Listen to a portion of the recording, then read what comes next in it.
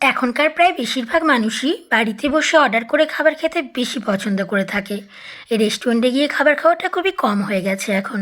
এই যেমন যারা একটু অলস প্রকৃতির মানুষ ভাবে আবার ড্রেস চেঞ্জ করে বাইরে রেস্টুরেন্টে গিয়ে খাবার খেতে হবে, বাড়িতে হাতের সামনে ফোন পেয়ে ফোনে নানা রকম জোম্যাটো থেকে খাবার অর্ডার করে খেয়ে নেয়। সেটাই কিন্তু বেশি ভালো লাগে। কিন্তু কখনো সখনো এরকম রেস্টুরেন্টে গিয়ে খাবার খেয়ে দেখবে মুডটাই চেঞ্জ হয়ে যাবে পুরো। তাই আমাদের মুড চেঞ্জ করবার জন্য আমরা আমাদের সামনের একটা রেস্টুরেন্টে চলে এসেছি, যেটা হচ্ছে আমাদের সবথেকে ফেভারিট রেস্টুরেন্ট। এখানে আমি আছি, আমার বুনি আছে, আর আছে সোনাই।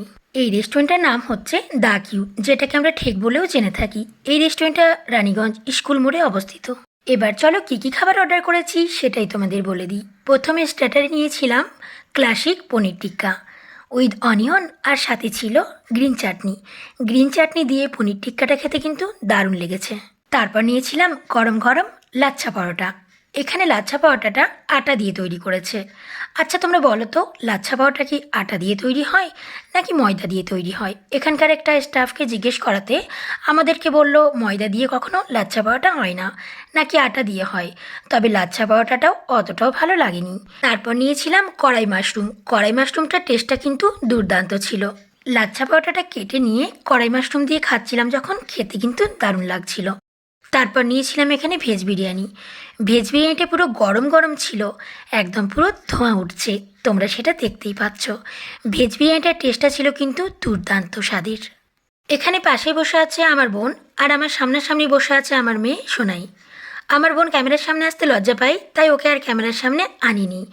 প্রত্যেক ফ্যামিলিতে এমন দু একজন করে মানুষ থাকে যারা কিনা ক্যামেরার সামনে আসতে ভীষণ লজ্জা পায়। আচ্ছা তোমাদের ফ্যামিলিতে এমন কে আছে যে কিনা ক্যামেরার সামনে আসতে লজ্জা পায়? আমাদের খাবার খাওয়া অলমোস্ট কমপ্লিট হয়ে গেছে। তবে হ্যাঁ, আরও একটা জিনিস বাকি আছে। হাত মুখ ধুয়ে নিয়ে তারপর সেটা খাওয়া যাবে। আচ্ছা বলো তো এবার কী খাবার কথা বলছি? মানে কোন জিনিসটা এমন যেটা এখনো বাকি আছে, খাওয়া হয়নি? দেখি কে কে ঠিক বলতে পারে। চলো, বলতে না বলতেই হাজির হয়ে গেছে আমাদের সেই জিনিসটা। এটা হলো আইসক্রিম। এখানে দুই ধরনের আইসক্রিম অর্ডার করেছিলাম। একটা হচ্ছে 2 পিস গোলাপ জামুন, আর সাথে থাকবে আইসক্রিম। খেতে কিন্তু ভীষণ টেস্টি টেস্টি ছিল। আরও একটা হচ্ছে ভ্যানিলা আইসক্রিম। ভ্যানিলা আইসক্রিমটা হচ্ছে আমার পছন্দের। আইসক্রিম হচ্ছে সবার পছন্দের খাবার, এমন কোনো মানুষ নেই যে কিনা আইসক্রিম খেতে পছন্দ করে না। আচ্ছা তোমরা কে কে রেস্টুরেন্টের খাবার খেতে পছন্দ করো বলো তো?